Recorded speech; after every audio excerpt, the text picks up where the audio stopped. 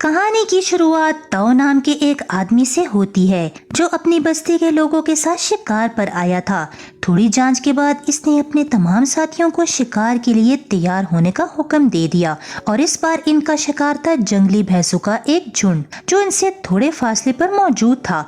इसके बाद ताओ और इसके साथियों ने आहिस्ता आहिस्ता इनकी तरफ बढ़ना शुरू किया और ताओ के एक हुक्म पर तमाम लोगों ने मिलकर इन जंगली भैंसों पर हमला कर दिया। लेकिन वो जंगली भैंसें भी इतनी आसानी से हारने वाली नहीं थे और उन्होंने भी अपना बचाव करने के लिए आदमियों की तरफ बढ़ना शुरू कर दिया। पर तभी सभी आदमियों ने एक साथ अपने नेज़े इनकी तरफ फेंक दिए, जिससे जंगली भैंसें खौफजदा होकर मुखालिफ सिमत भागने लगे जहां एक बहुत गहरी खाई मौजूद थी। और देखते ही देखते जंगली भैंसों ने इनमें कूदना शुरू कर दिया। अब तक सब कुछ ताओ के प्लान के मुताबिक चल रहा था, लेकिन अचानक एक जंगली भैंसा खाई में कूदने के बजाय कीड़ा नामी लड़के की तरफ भागने लगा। दरअसल ये कीड़ा का पहला शिकार था और तजर्बे की कमी की वजह से इसने इस भैंसे से खौफजदा होकर भागना शुरू कर दिया। लेकिन पीछे से भैंसे ने आकर इसे टक्कर मार दी, जिसके बाद वो जमीन पर जा गिरा और वो भैंसा भी इतना करने से रुका नहीं।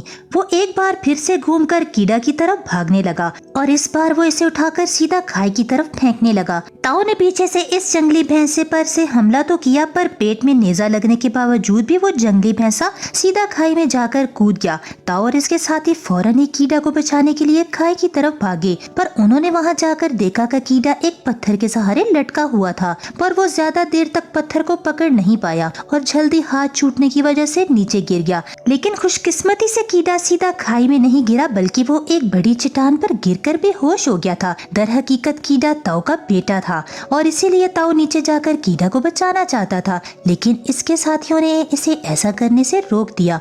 थोड़ी देर बाद रात भी हो गई, पर ताओ को अभी भी यकीन नहीं था कि शायद इसका बेटा बच सकता है, इसलिए वो अभी तक वहीं बैठा कीड़ा को पुकार रहा था। लेकिन बस्ती का सरबराह होने की वजह से वो ज्यादा दिन तक वहां नहीं रोक सकता था, क्योंकि इन्हें बर्फ गिरने से पहले खाना लेकर बस्ती तक पहुंचना होगा।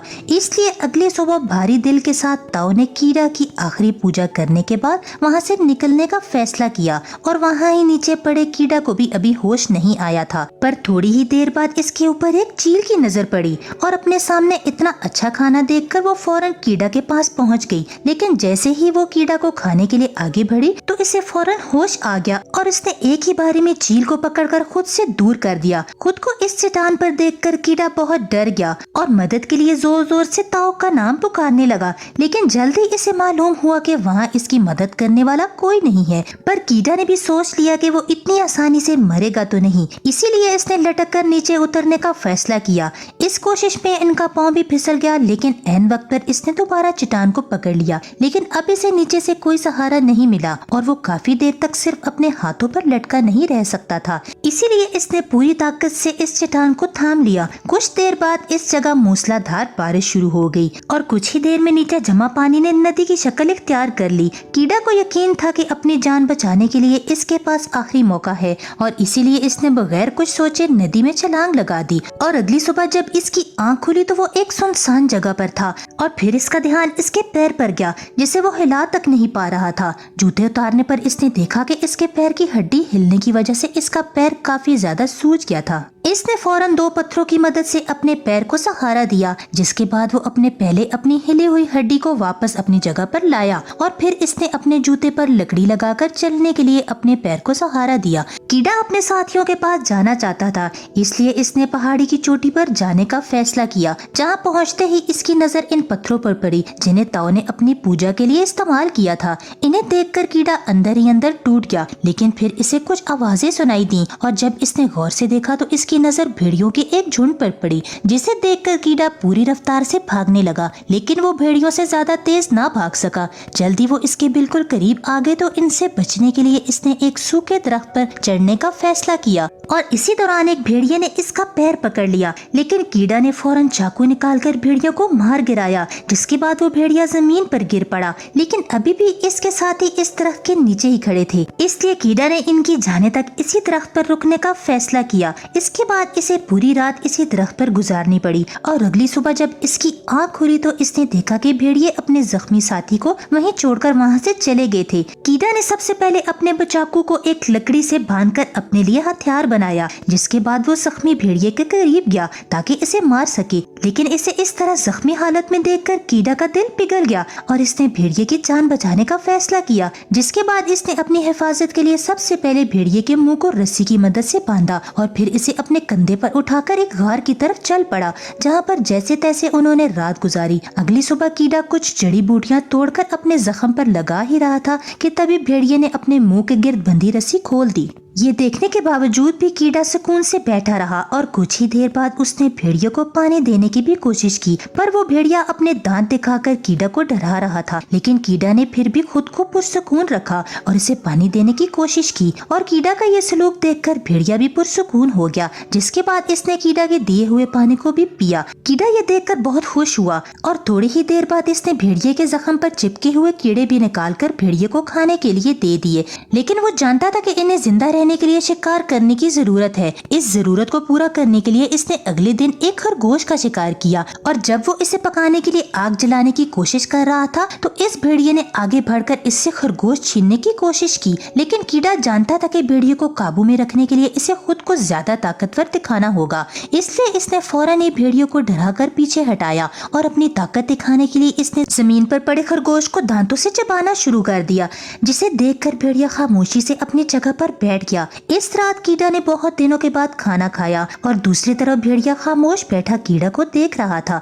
थोड़ी देर के बाद कीड़ा ने इसे भी खाना दे दिया, लेकिन इसने ये बात भेड़िया को साफ साफ बता दी कि इसे खाना खाने के लिए कीड़ा की इजाजत की जरूरत है। अगले चंद दिन आराम करने के बाद कीड़ा ने फैसला किया कि बर्फ गिरने से पहले वो अपने घर वापस चला जाएगा, लेकिन वो भेड़िए को अपने साथ नहीं ले जा सकता था। इसलिए इसने भेड़िए से कहा कि वो अपने घर वालों को तलाश करे, लेकिन वो भेड़िया वहाँ से हिलने को तैयार ना था।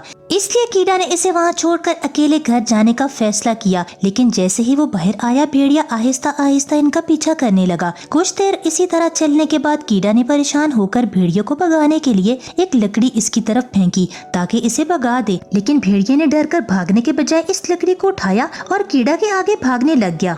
इससे पहले कि कीड़ा कुछ समझ पाता, इसकी नजर पास खड़े चंद जंगली सूअरों पर पड़ी, जिन्हें देखते ही भेड़िया पूरी रफ्तार से उनकी तरफ भागा और दूसरी तरफ कीड़ा खौफ के मारे अपना नेजा लेकर खड़ा हुआ था। और जैसे ही वो जंगली सूअर भेड़िए से बचने के लिए कीड़ा की तरफ भागा तो कीड़ा इसे मारने के बजाय खामोशी से देखता रहा, जिसकी वजह से वो सूअर भागने में कामयाब हो गया। ये देखकर भेड़िया बहुत नाराज था क्योंकि कीड़ा की गलती की वजह से अब इन दोनों को खाना नहीं मिलेगा। लेकिन कुछ देर के बाद इन दोनों के दरमियान समझौता भी हो गया और कीड़ा ने इस भेड़िए का नाम एल्फा रखा। अगले कुछ दिनों में एल्फा की मदद से कीड़ा ने बहुत अच्छे तरीके से शिकार करना सीख लिया और अब आहिस्ता आहिस्ता दोनों एक दूसरे को बहुत अच्छी तरह समझने लगे थे। यहाँ तक कि रात को भी एल्फा कीड़ा को गर्म रखने के लिए कीड़ा से चिमट कर सो जाता। वहीं कीड़ा को भी इन सब में काफी मजा आ रहा था। लेकिन चंद दिनों के बाद सर्दियों के आगाज के साथ ही पूरा इलाका बर्फ की सफेद चादर से ढक गया था। लेकिन किसी न किसी तरह कीड़ा और एल्फा अपने लिए शिकार करते हुए धीरे धीरे आगे बढ़ रहे थे।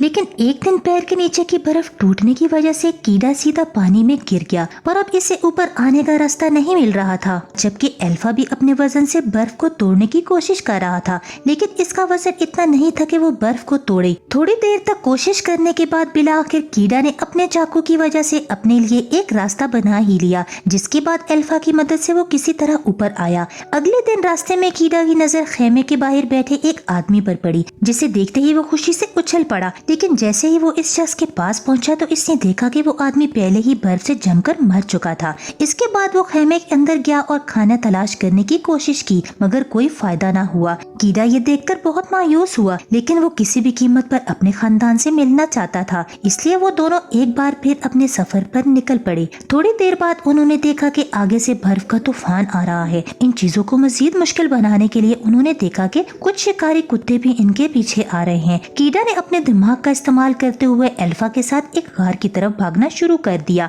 सामने से आने वाले तूफान और पीछे से कुत्तों के आने के बावजूद वो बर वक्त इस गार तक पहुंचने में कामयाब हो गए। जैसे ही वो अंदर पहुंचे तो कीड़ा और एल्फा इन कुत्तों के इस्तकबाल के लिए तैयार खड़े थे। कुछ देर बाद इंतजार करने के बाद वो समझे कि वो कुत्ते तूफान में फंस गए होंगे। कीड़ा को लगा कि खतरा अब टल गया है, लेकिन एल्फा अभी भी हमला करने के लिए दीवार की तरफ मुंह करके खड़ा था और चंद सेकंड के बाद एक काला चीता इनके सामने आ गया।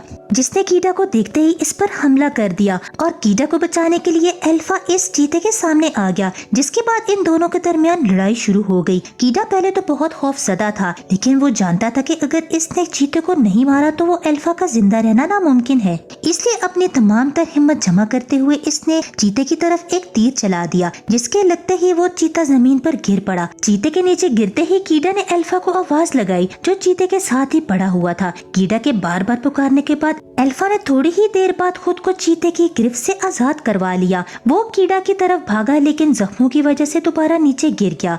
कीडा जानता था कि अल्फा ने कई बार इसकी जान बचाई है, इसीलिए वो किसी भी कीमत पर अल्फा को अपने साथ घर ले जाना चाहता था। अगली सुबह वो दोनों वापस आ गए। वो अपनी मंजिल की तरफ चलने लगे। वो चंद घंटों के बाद इन्हें एक पत्थर मिला, जिस पर कीडा की बस्ती का निशान था, जिसका मतलब था कि वो अब घर से थोड़े ही फासले पर थे। अब आहिस्ता आहिस्ता अपने जख्मों की वजह से अल्फा के कदम कमजोर होते जा रहे थे और थोड़ी देर बाद वो बेचारा नीचे गिर गया। कीडा चाहता था कि अल्फा किसी भी तरह इसके साथ घर पहुंच जाए, लेकिन अल्फा के चेहरे को देखकर वो समझ गया कि अब अल्फा अपने पैरों पर नहीं चल सकता। लेकिन वो इतनी जल्दी हार मानने वाला नहीं था, इसीलिए इसने अल्फा को अपने हाथों पर उठाकर आगे बढ़ने का फैसला किया। जिसके बाद वो रात भर इसी तरह चलते रहे और अगले दिन भी उन्होंने अपनी हिम्मत के भरोसे कई सारे पहाड़ अबूर किए और आखिरकार एक जगह पर पहुंचकर कीडा को अपनी बस्ती दिखाई दी। वो अल्फा को अपने हाथों में लेकर सीधा इस बस्ती के पास पहुंच गया, जहाँ पहुंचते ही वो नीचे गिर गया। कीडा को अपने सामने जिंदा देखकर ताऊ काफी हैरान था